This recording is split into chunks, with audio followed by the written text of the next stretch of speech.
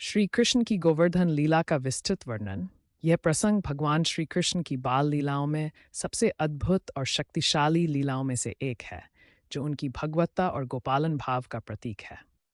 पृष्ठभूमि: ब्रजवासी प्रतिवर्ष इंद्रदेव, वर्षा और तूफान के देवता, की पूजा करके एक विशाल यज्ञ का आयोजन करते थे। ये मान्यता थी कि ऐसा करने से इंद्र प्रसन्न होते हैं और समय पर वर्षा करके ब्रज की गायों और फसलों की रक्षा करते हैं। चुनौती: एक बार छोटे बालक कृष्ण, लगभग 7 वर्ष के, ने अपने पिता नंद बाबा से पूछा, हम इंद्र की पूजा क्यों करते हैं? हमें तो अपनी गायों का पालन करने वाली गोवर्धन पर्वत और यमुना नदी की पूजा करनी चाहिए, जो सीधे हमारे जीवन को पोषित करते हैं। कृष्ण की बात मानकर सभी ब्रजवासियों ने इंद्र के बजाय गोवर्धन पर्वत की पूजा शुरू कर दी। उन्होंने पर्वत को सुंदर ढंग से सजाया और विभिन्न प्रकार के भोजन, मिष्ठान आदि चढ़ाकर एक विशाल भोज का आयोजन किया। इंद्र का क्रोध: इससे इंद्रदेव अत्यंत क्रोधित हो गए।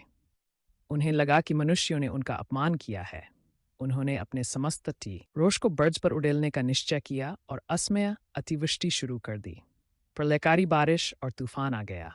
बादलों ने बिजलियां गिरानी शुरू कर दी और पानी की इतनी मूसलाधार बारिश हुई कि सारा ब्रज डूबने लगा। गोवर्धन धारण सभी ब्रजवासी अपने पशुओं के साथ भयभीत होकर श्री कृष्ण के पास पहुंचे। तब बाल कृष्ण ने अपनी अलौकिक लीला दिखाई।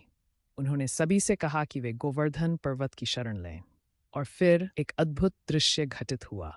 श्री कृष्ण ने अपनी कनिष्ठिका, सबसे छोटी उंगली बढ़ाई और पूरे गोवर्धन पर्वत को उसी एक उंगली पर उठा लिया। सभी गोप गोपिकाएं, गायें, बछड़े और ब्रज के निवासी अपने सामान के साथ पर्वत के नीचे आश्रय ले गए।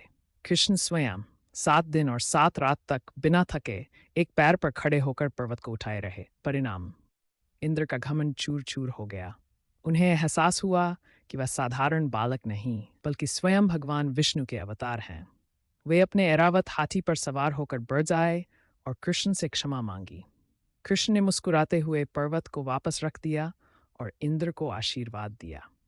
इसके बाद इंद्र ने श्री कृष्ण की माता यशोदा को देवकी नंदन गोपाल कहकर स्तुति की और उनकी वंदना करते हुए स्वर्ग लौट गए।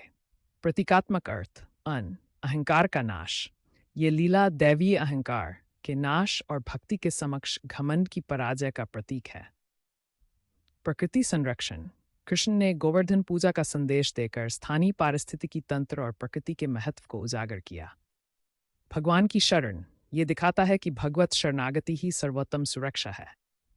सामर्थ्य का प्रदर्शन: एक बालक की लघु उंगली में संपूर्ण ब्रह्मांड को धारण करने की शक्ति का दर्शन।